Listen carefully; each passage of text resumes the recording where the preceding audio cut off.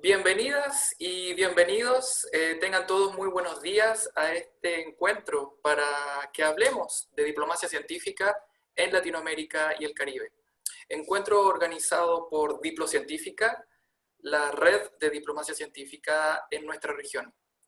Hoy nos acompaña Agustina Velo. Agustina, ¿cómo estás? Bien, buenas tardes a todos, buenas tardes, buenos días, así que bien, muy contenta de estar acá. Muy bien. Agustina, recordemos que es licenciada en Ciencia Política por la Universidad de Buenos Aires. Actualmente está cursando su maestría en Procesos de Integración Regional con un énfasis especial en el Mercosur. Eh, Ella tiene una experiencia de más de 7 años en cooperación internacional dentro de la dimensión de ciencia y tecnología al interior del Ministerio de Ciencia, Tecnología e Innovación de la República Argentina. Además de esto, se ha desempeñado como punto nacional de contacto para las acciones del Consejo Europeo de Investigación y cuenta con una destacada formación en diplomacia científica. Eh, Agustina, hablemos entonces de diplomacia científica. Eh, Bueno, sí, en primer lugar, ¿cómo definirías tú la diplomacia científica? en primer lugar, esto es a nivel de opinión personal, soy un poco crítica y me sumé a la red de diplomacia científica, si se quiere, porque primero me parece una excelente iniciativa y después noté mucho a nivel académico la falta de producción y elaboración latinoamericana sobre el concepto de diplomacia científica. Muy interesantes son todos los papers que encontramos de nuestros colegas de Europa, de nuestros colegas de Estados Unidos, pero me puse a buscar, en mi país prácticamente no hay nada, hay algunos trabajos que lo mencionan así de manera muy transversal, que se deja un poco de ver el esbozo del vínculo entre política científica, política exterior, los intereses en pugna entre los dos, si se quiere, universos y demás, pero no había como producción de, bueno, diplomacia científica desde la la visión latinoamericana, que tiene en cuenta las asimetrías regionales, que tiene en cuenta las cuestiones que tienen que ver con el desarrollo tecnológico, las diferentes capacidades que tienen los países, la colaboración existente y demás, no existe. Entonces, es un poco, si se quiere, a nivel, ¿por qué me sumé a la red? Y más allá de que, bueno, una red con grandes colegas con los cuales he tenido el placer de trabajar y demás, creo que es interesante que desde la propia región tengamos un espacio de discusión y de reflexión para poder repensar qué es la diplomacia científica. En cuanto a lo que es el concepto de diplomacia científica, para mí, yo creo que se trata y por lo menos analiza un poco la relación entre lo que es política científica y política exterior. El concepto de lo que es el London, que ahora no me sale, el de 2010, que es el más utilizado, eh, me parece muy interesante, pero me parece que abarca todo. Entonces, incluso ahí habría que ofrecerle una reflexión crítica, o sea, ciencia para la diplomacia, diplomacia para la ciencia y demás, es como que, bueno, prácticamente haces diplomacia científica, incluso teniendo un proyecto en colaboración, siendo científico. Entonces, me puse a leer un poco más, a investigar también sobre los proyectos europeos que un poco investigan sobre qué es la diplomacia científica y bueno, surgen algunos papers interesantes donde en realidad también focalizan en, bueno, ¿quién es el actor? Y creo que como politóloga, el hecho de que el actor principal un poco sea, para hablar de diplomacia científica, hablar del Estado y no hablar de solamente la colaboración entre científicos, me pareció también interesante.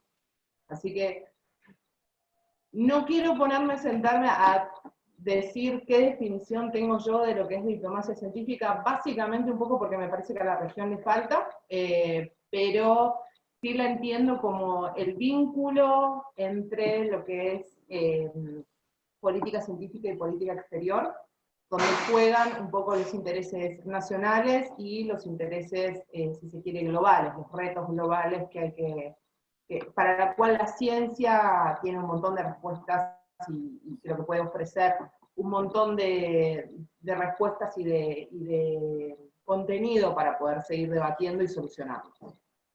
Sí, de acuerdo. Eso es una de las grandes dimensiones de la diplomacia científica y qué duda cabe, tenemos mucho que hacer para hacer avanzar la diplomacia científica en nuestra región, desde la escasez de literatura al respecto en nuestros idiomas hasta la conexión entre estas dos esferas que tú señalas, la esfera diplomática y la esfera científica. Hablemos un poco de eso mismo, del panorama científico en nuestra región y en particular quisiera acercarte al Mercosur, dado que en una reciente publicación tuya junto con la doctora Perrota, ustedes plantean que la pandemia actual ha reforzado este proceso de integración subregional dentro del Mercosur. Entonces la pregunta que surge es ¿cómo llegaron a esta conclusión? En particular lo que hicimos con ese artículo fue, si se quiere, debatir, bueno, hasta qué punto la cooperación con la Unión Europea sienta las bases para las agendas de lo que se define con política científica. O sea, hasta qué punto la Unión Europea no te define la agenda, no te pone en foco ciertos desarrollos que quizás sí, a ver, son importantes, pero por desarrollarlos y quizás un poco por tener un presupuesto limitado, los países terminan decidiendo sobre algunos aspectos y no otros. Entonces, era un poco esa nuestra pregunta inicial cuando nos pusimos a pensar el artículo, por lo cual cuando seguimos escribiéndolo, nos pusimos a ver el tema de Biotech, que fue el gran proyecto, cómo participaron los países del Mercosur en lo que fue el séptimo programa marco, el Horizonte 2020. Entonces nos pusimos después a pensar, bueno, ¿y la pandemia qué es lo que generó? Y fue muy interesante ver que desde el Mercosur se pidió un fondo de emergencia al FOSEM y se abrió una convocatoria para poder paliar un poco y poder hacer desarrollos científicos. Por lo cual fue interesante en cuanto a la velocidad de la respuesta, porque si se quieren, trabajamos con lo que fue documentos y no fuimos a hacer entrevistas. Hago la salvedad de que si me vas a preguntar, bueno, ¿cuál fue el impacto? La verdad es que no lo seguimos, o sea, trabajamos con los documentos oficiales y lo que comunicó el propio Mercosur y la propia RECIP. Y fue muy interesante poder ver que, bueno, que efectivamente hubo una respuesta rápida a lo que fue las convocatorias que se abrieron específicas para lo que fue la pandemia. Entonces, nos pareció, Rápida en comparación con quién. nos pareció interesante en el sentido de que vimos en Europa ya estaba en enero, por ejemplo, el virus ya había llegado, en febrero ya estaba, si se quiere, brotando, y Europa abre su primer convocatoria de COVID en febrero pasadito, y estuvo después recién los resultados el 15 de marzo. Entonces nos pareció interesante que el 16 de marzo Mercosur ya tenía asignado y ya tenía, si se quiere, este fondo pedido para poder reforzar las investigaciones en lo que era COVID específicamente. Más allá de todos los esfuerzos que después se hicieron a nivel nacional, que esto si se quiere es más de Argentina de lo que voy a hablar, porque obviamente habiendo trabajado en el Ministerio de Ciencia, la unidad COVID, tengo más o menos en claro los trabajos que hicieron, que sí se trabajó para poder internacionalizarlo y para poder ver cómo se abría la colaboración con otros organismos y demás. O sea, pero a nivel Mercosur, que era básicamente el objeto de estudio de este paper en particular, nos pareció interesante la velocidad de la respuesta. O sea, y Europa, y comparativamente con Europa, dijimos, bueno, quizás no fue tan rápido a nivel respuesta europea, o quizás el Mercosur, aprendiendo de lo que fue Europa, reaccionó rápido y dijo, bueno, pongamos a disposición un fondo que para el tamaño que tiene el Mercosur y para lo que maneja en ciencia y tecnología también fue muy importante en montos. En efecto, eso fue una de las aprendizajes que podrían extraerse de este año tan pandémico. Y en ese mismo sentido, ¿cómo podría el resto de los procesos de integración latinoamericano replicar estas buenas prácticas desarrolladas en el seno del Mercosur? Sabemos que en nuestra región hay muchos foros de integración latinoamericana y uno de los que ha avanzado al respecto en este tema específico de COVID es Mercosur. Entonces, en ese sentido, la pregunta en concreto es, ¿cómo la ciencia puede contribuir a acelerar el proceso de integración latinoamericana? Es una pregunta difícil. Lo sé, lo sé. Es una pregunta difícil. A ver, yo soy muy partidaria de la institucionalización. A mí, si se quiere, como cuando leo, cuando escribo sobre ciencia y tecnología, sobre integración regional, la duplicación de foros y la duplicación de presupuestos y la descoordinación, que es muy típica de nuestra región, porque no tenemos, si se quiere, una organización grande como tienen los europeos que rige todas nuestras colaboraciones, para hacerlo, si se quiere, en términos muy, muy simplificados. Creo que la descoordinación a veces nos trae temas donde liderazgos diferentes y demás, lo cual hace que no sea tan focalizado, que los esfuerzos se minimicen, cuando a veces son un montón y también para medir el impacto es más complejo. Entonces, yo creo que me parece que se pueden aprovechar los espacios que ya están institucionalizados, los espacios de diálogo político me parece que son muy importantes, que hay que fortalecerlos, no solo con presupuestos, sino además con una profundización de los andamiajes institucionales, o sea, no hacerlas más pesadas a las burocracias, pero sí hacerlas con poder de decisión concretos y que no nos quedemos en el simple hecho de la hermosa declaración que después no llega a nada. O sea, creo que también, habiendo trabajado en el MINCIT, sirve como experiencia a veces la posibilidad de, hicimos un montón de esfuerzo para fortalecer ciertos espacios. Bueno, a ver, ¿qué es lo que hoy por hoy podemos hacer solos a nivel regional y no de cooperación con la Unión Europea? Y cómo podemos trabajar para fortalecer a la región para eso. Entonces, nada, creo que la ciencia tiene para aportar, si se quiere, primero los nexos colaborativos, y bueno, después todo lo que son las experiencias de dichos nexos colaborativos, o sea, pero yo creo, soy muy partidaria de lo que es la institucionalización de las relaciones, de la cooperación internacional en particular, sobre todo para el desarrollo científico, o sea, ya sea profundizando diálogos políticos o teniendo asociaciones estratégicas entre los diferentes países, o utilizando los propios foros que ya tenemos. O sea, la CELAC me parece un foro muy interesante, muy universal, además que abarca, bueno, ahora Brasil lamentablemente se fue, pero abarcaba casi todos nuestros países. Bueno, institucionalizar la CELAC para que realmente tenga, si se quiere, alguna fuerza, por lo menos a nivel científico. O sea, que realmente los diálogos políticos de la CELAC se profundicen y puedan fortalecer la cooperación en todos los niveles.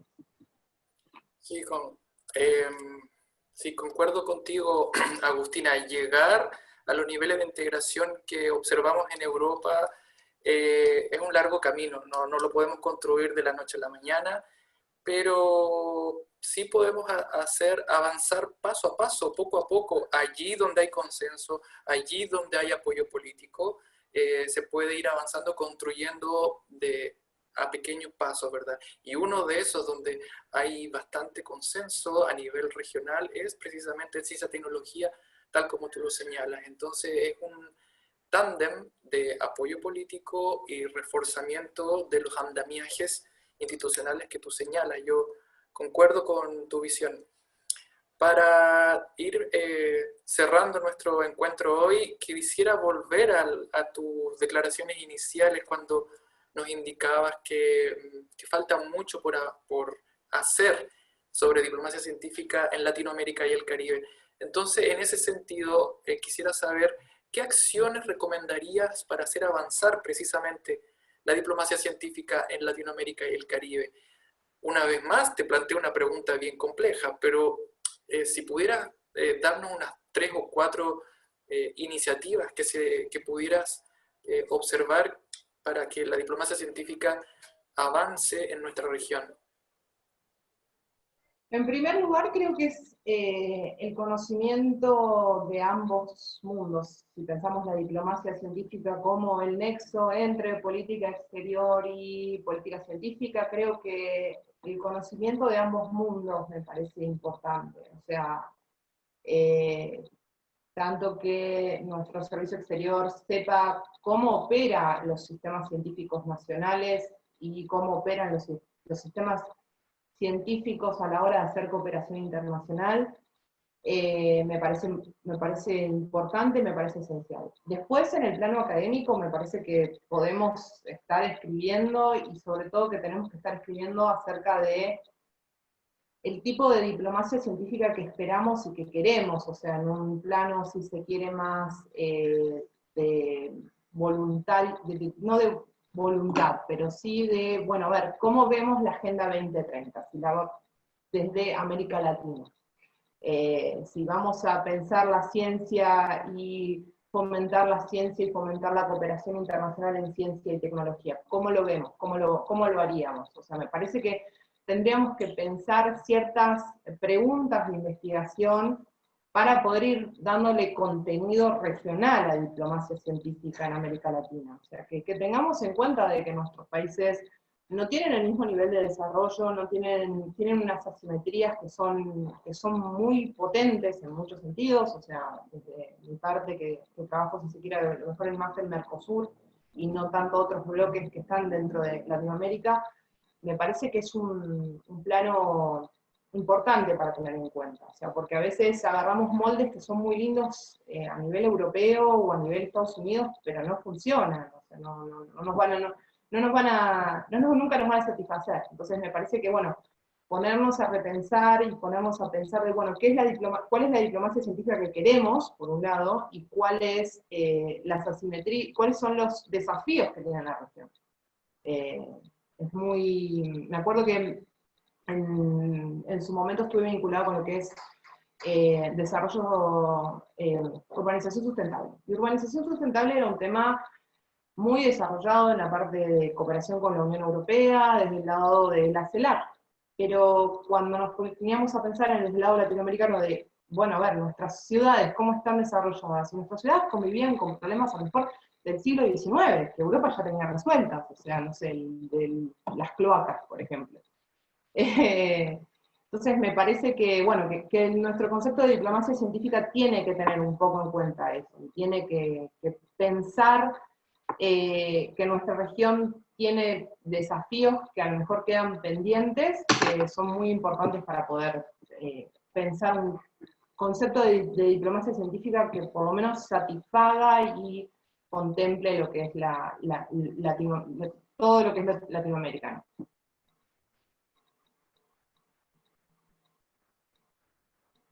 Estás muteado. Te dicen mucho. Ahora sí, Ahora sí.